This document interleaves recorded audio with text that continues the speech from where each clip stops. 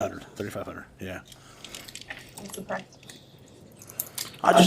For us, it's a normal practice, right? So we might try to end with something fun at the end, but, we'll have little competitive periods, but, I think it's also important that, even just our drills, indie, all that stuff, one-on-ones, we do that with people watching. I think it's great for our fans to see, everyone sees the final product. I want them to see the moving parts and all the things that happen. So we'll try to, in the stadium, we're a little restricted with space, so it won't be quite as many moving parts as normal.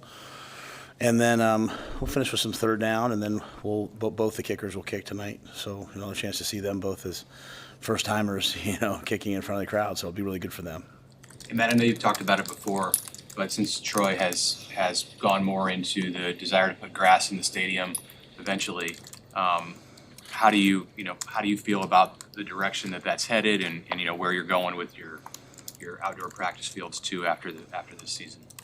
Well, the outdoor practice fields, they had to redo a couple things on them like you have to do every year, and it's been a tremendous, I think, partnership between East Campus and the turf grass science people that are there, and the College of Agriculture, and the people that are here. And so we have really nice fields. There'll be a time probably later in the year.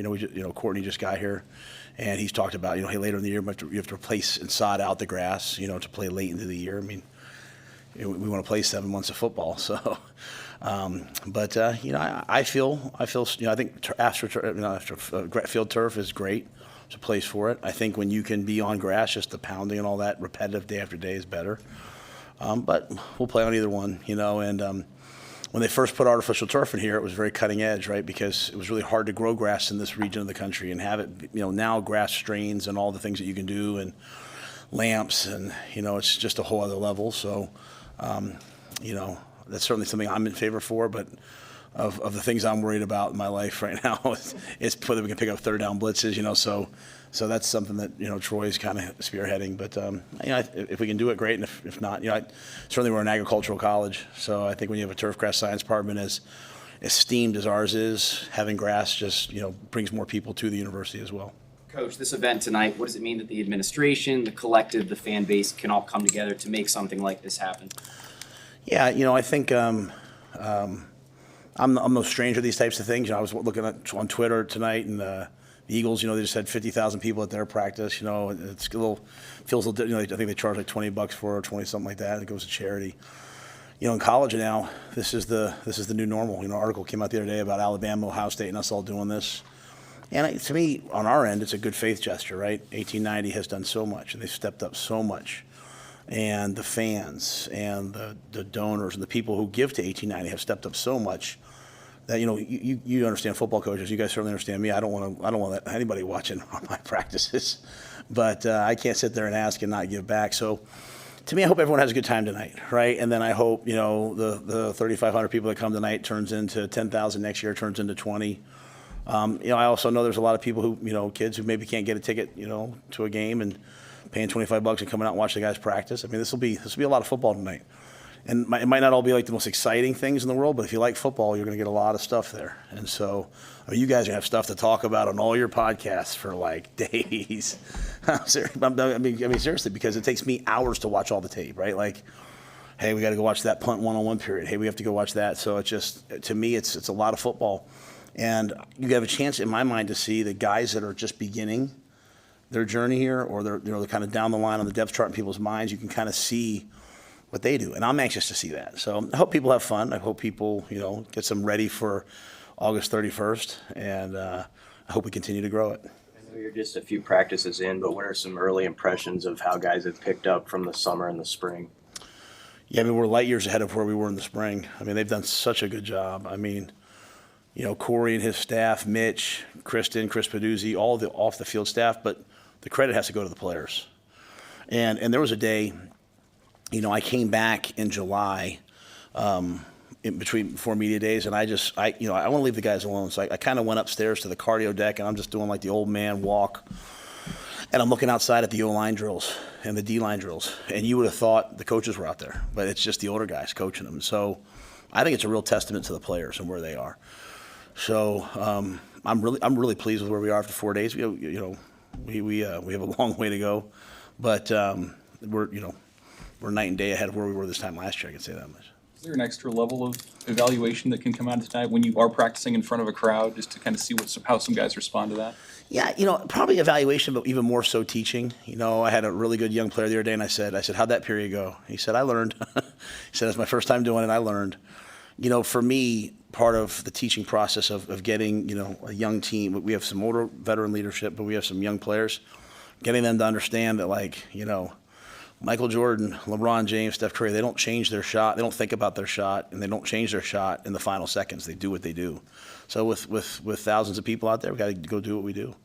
And so if some people don't do that, it's not like we push them down. We're just going to go back and teach them. And training camp's a period of highs and lows, man. Some days you're really tight. Some days you're beat up, and you go out there anyway. So we look at the aggregate, and really next Saturday, the scrimmage will be probably really important day. But I do think having the crowd, seeing where we are in that regard, will be awesome. If someone scores a touchdown and does the Rod Tidwell and takes off their pads and starts dancing, I'm going to be upset.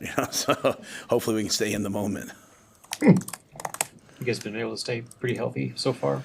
Yeah, Jalen Lloyd will be out tonight. Kind of re-aggravated, some tightness, nothing long term that we expect. I'm gonna probably hold Tommy Hill out of tonight, because he dealt with something in the summer, so it's just kind of load management for him, just getting him back. You might see a fist fight out there because he wants to practice. Prince will kind of just bang knees, nothing long term, but just they'll hold him tonight. And then Lutoski re-injured a calf that he's had all summer, so he'll probably be a little bit more long term. He'll probably be like 2 to 3 weeks. So we expect to have him back for the first game, but he won't be out there tonight. Sorry.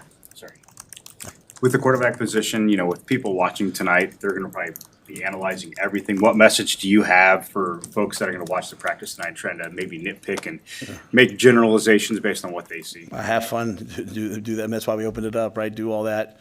That's part of the quarterback position, and I think the more our guys embrace that, the better they're going to be.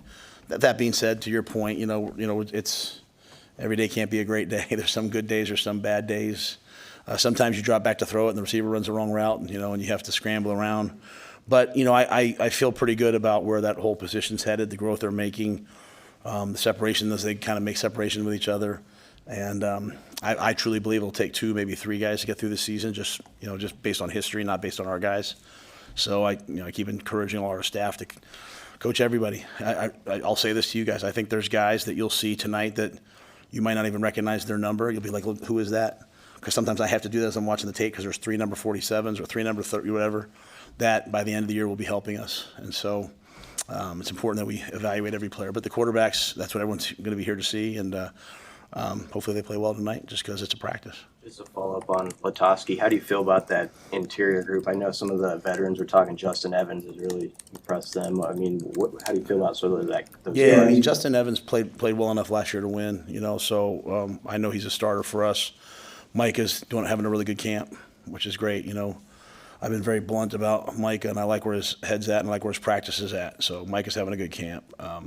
Tyler Knox having a good camp, and many more. So one thing about the O-line, we got some bullets in the holster. So hopefully Henry gets back, because he's a big part of that group. But we have a lot of other guys we can move around and put them in there. Holding Tommy out, in addition to the load management, does it give you a chance to look at more guys? You don't have a lot of experience there behind him at corner. So how is Sire right, and then what are you seeing from the young guys? Yeah, I mean, you go to one-on-ones, Mitch, and they all can cover. That's the good news. Like, I'm watching Amari Sanders, I'm watching Larry Tarver, and I'm like, man, we got some guys.